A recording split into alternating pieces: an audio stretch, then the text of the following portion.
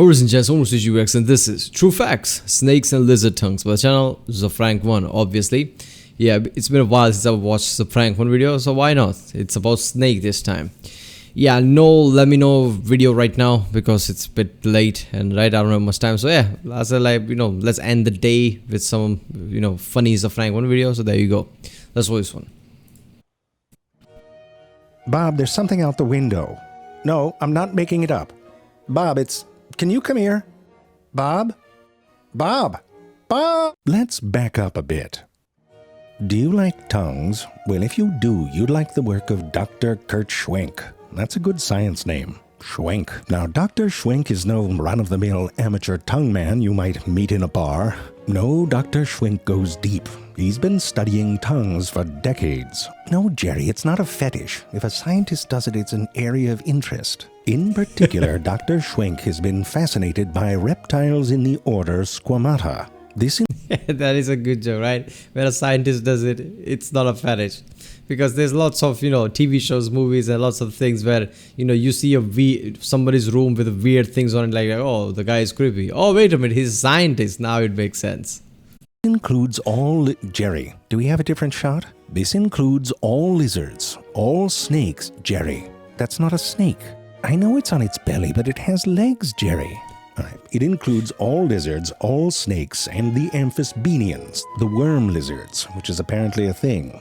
All of these animals arose from a common ancestor, but as they evolved, they didn't all quite agree on what exactly the tongue should be used for. Now, the early tongue was sort of a basic swallowing assist, but the ancestors of the squamates asked evolution if there was time for a modification. Evolution was like, oh yeah, there's time. And so they said, we'd like to, wait for it, smell with our tongue. F*** off, really? All right, we'll figure it out. But the snake ancestor pulled evolution aside and said, I'll give an arm and a leg to be the best at it. And that was the start of the negotiation. But by the end of it, the snake had a tongue that was 100% committed to a kind of smelling. Wait, how do I swallow? The snake said. Evolution winked. Oh, you'll get the hang of it. So the snakes evolved a tongue that is long and thin and smooth. It is deeply forked and each tine tapers to a microscopic tip that may or may not look like a Stone Age sex toy. Some lizards, like the monitor lizard, evolved a very similar tongue, but with one very interesting difference, which we'll get to in a minute. Now, we say that these animals smell with their tongues, but that's sort of like saying people think with their dicks. It gets you in the ballpark of a behavior, pun intended, but it's not really true. Yeah, I mean, I was about to say that. What do you mean by smell? In the end, smell is just another sensor that we have. We have lots of sensors, right? Like seeing colors and seeing light and processing through that with colors like red, green. But it's just our sensor, right? Describing it to us that feels familiar. But in the end, it's just, it's just data, right? If they uses their tongue to, I guess, the smell as we perceive it, it's just the data. They probably don't necessarily smell it. They just receive the data and understand what it is, I guess. It would make sense, right? Snake were using their tongue, to, understand which smell is what, where it's coming from, and whatever. That's why they constantly do that tongue thing, right? Usually you see a snake and it is doing that tongue thing. That's what you hear, right? It's because, it's sensory data for the snake. Like most squamate tongues, these tongues are used to sample molecules on the ground in front of them. But these forked tongues have an advantage. The tines spread apart and allow them to sample two different points, one to the left and one to the right. More data. In a single flick, they can sense the difference between these 2 points. This allows them to sense the edges of a trail they are following. It's sort of like they can smell in stereo. Here's the thing though, these tongues are more like fingernails. They don't sense anything directly. They have to transport these molecules to 2 little holes on the roof of their mouths, which lead to the vomeronasal organs. Now I know what you're thinking, you little smarty nipple. How do tiny molecules on the bottom of the tongue tines get to little holes in the mouth on the top? And how do they do it while keeping the 2 signals separate, so they can smell in stereo? And here's the other thing, when they open up their mouths, you might be wondering where the hell did the tongue go? It disappears into a hidey hole sheath like a dog's erection. It's not that big hole, that's the glottis, a tube that allows them to breathe when they're deep-throating a squirrel's butt. Here, you can see one of the tines peeping out the sheath. And yes, that's Dr. Schwenk's blood right there. He's a badass. So here's how they do it. It's pretty obvious, isn't it? It looks like one of those ink blots that the brain witches make you look at. And they say there's no right answer, but it's always a demon with horns. Can't fool me, brain witch. Anyway, here is the tip of the tongue. Above it are the ducts that lead to the vomeronasal organ, and below it are salivary glands. And you can see that the tips rest in these little grooves. Here's a slightly more simplified version. There are grooves on the bottom of the mouth lined with salivary glands. The tines rest in these grooves, and as the mouth closes, it creates two separate channels. A further squishing forces saliva in each of the channels up and into its own duct. But in that process, saliva washes over the tines and releases the molecules to be sensed. And that is how they can smell in stereo. Now, snakes do something that other fork-tongued lizards don't do. They flick their tongues in the air in a repeated oscillating up and down movement. You try. Try flicking your tongue up and down very quickly. When humans do this, it's called an HR violation. But why do the snake do? Dr. Schwenk know why. They seem to... I can already imagine one of the, zoology student or something just doing prank like that. And when he gets in trouble, they're like, oh, so snake can do it, I can't. Dab. So yeah, it makes sense that, snakes use their tongue to, I guess, get lots of sensory data, right? Smell is a strong word. What do you mean by smell? They just take the data in, right? Because when we perceive a color, right, red, green, it's our brain showing us that it's red and green. In the end, it's just way to know which spectrum of light we are seeing. That's it. So when somebody is blind, that Daredevil movie, right? Who was the actor? Forgot. The old Daredevil movie, right?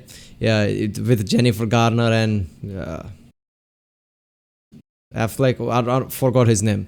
With that Daredevil movie, remember how he used to see the image of people just by the sound of it, with the raindrops falling on the people, and he could paint the picture in his head.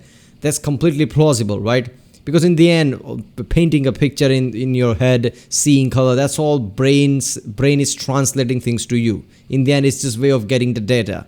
So if you're blind and your hearing capability is extremely strong after that somehow, and if you think that you're seeing all these pictures and colors just by hearing, why not? It's just the sensory data. From which area you're receiving the sensory data doesn't matter. It's just your brain perceiving that way. I have figured out how to sample molecules in the air in a way that still lets them sense the difference between concentrations on the left and on the right. If you farted in an elevator with a bunch of snakes, they would all turn to you. None of this smelt it, dealt it bullshit. But molecules in the air are all mixed together. So Dr. Schwenk wanted to know how they did it. He had a snake oscillate its tongue through a bunch of floating particles illuminated by laser light. During this little snake rave, he noticed two pairs of vortices, little spinning pockets of air. Two on top, two on the bottom. These spin in such a way that they pull in air from the left and from the right, and then shoot it upwards or downwards between the vortices. This creates two distinct columns of air through which the tines move. These streams of air allow the tines to collect molecules from the left and from the right at concentrations that can be sensed. So the snake has that going for it. Now, meanwhile, there was a bit of a kerfuffle with the skinks. The skinks have lovely tongues, a bit wider, not forked, and its surface is covered with overlapping scale-like papillae, making it very smooth. Good for sensing and tracking prey, but also for swallowing. A nice balance. But there was this one punk, always sucking on blue raspberry Jolly Ranchers. Until it became permanent, let that be a warning. She wanted more help catching food, because let's face it, those little hands are useless. So the blue-tongued skink evolved a tongue that has the ability to deform itself into a kind of prey mitten. It also produces a thick mucus to make that smooth surface stickier. Think sinus infection, but in your mouth. Are the new viewers gone yet? Now, when the word got out that you could use your tongue like this, well... Yeah, I mean, if somebody watches Tier Zoo type of videos, right, think, yo, look at that, another animal type of videos, and it gets creeped out by things like that, oh, hell no, just walk away from the channel. iguanians wanted to go all in. The iguanians include iguanas, but also many other species of lizards, all of which have evolved tongues highly specialized for capturing prey. They still use the tippy tips of their tongue to sense the world by licking it like it was a postage stamp from the 80s. But when it's time to eat, they roll that part back and under. This exposes an area of the tongue which is a marvel of engineering. Instead of being scaly and smooth, it's bumpy and looks a bit like a snowman's baby maker. These are covered in a forest of finger-like papillae, and the tips of the papillae are covered in a shag carpet of plumose cells. But this is a shag carpet of doom. These papillae can stick to prey through wet adhesion. Now, you've probably experienced some wet adhesion. Not like that, you perv. You've experienced this if you've tried to separate two surfaces with a thin layer of liquid between them, you perv. I know what you're thinking, you naughty bunglet. Why have so many? Why not just have a single giant papillae? Well, this is because the resistance to being separated has to do with the tendency of liquids to form this curve or meniscus around the outside of the contact area. Therefore, the resistance is proportional to the circumference and not the area of contact. It's quite a compelling graphic, isn't it? Having lots of small papillae gives you more circumference in total, and therefore more... Basically surface area, right? If you find one of the clips on why surface area is good, I think on the Star Talk channel, Neil deGrasse Tyson explains that surface area, which is extraordinary, right? It affects lots of aspects of our life, how our body gets cold and everything, how anything gets cold, how liquid gets cold, right? How do you cool something faster than the fridge would do it, right? It's all in the end depends on the surface area. If you increase the surface area, which by the more surface area than this one, because it's smaller drops, right, with the gaps in them, so surface area increases every single time. So in that way, it will grab onto it more strongly. Resistance. Now, once contact is made, the prey is pulled back incredibly quickly. Although it is totally the prey has inertia on its side, which resists the sudden acceleration. The papillae stretch and absorb some of this force before their adhesion breaks. But there's a backup plan. A special watery, stringy mucus that gets stiffer under tension holds onto the prey through the violent snap. And because of all this, there is very rarely a miss. Now, this cricket already thinks it's having a shitty day. It gets worse. Wait for it. Told you. In the same way that the snake went all in on the sensory tongue, there is one iguanian that took tongue prey capture to the extreme. The chameleon has a tongue that acts like something between a slingshot and squeeze popping a watermelon seed between your finger and your thumb. Prior to the shot, a series of muscles put tension on collagen fibers, and like stretching a rubber band, this stores potential energy, which is then released in an explosion of tongue. Chameleons can so accurately sense the distance to their prey that just prior to contact, a dimple forms on their tongue ball. Although they are equipped with iguanian papillae and mucus to hold on to the prey, they also make use of this tongue glove to wrap around it and hold on. This is necessary because on the way back, things get a little floppy. It's like when you feed out a tape measure just a little too far. Or take half a Viagra. So if someone tries to impress you by tying a cherry stem into a knot, you just say, "Big deal. What else can your tongue do?" No, that's suggestive, isn't it?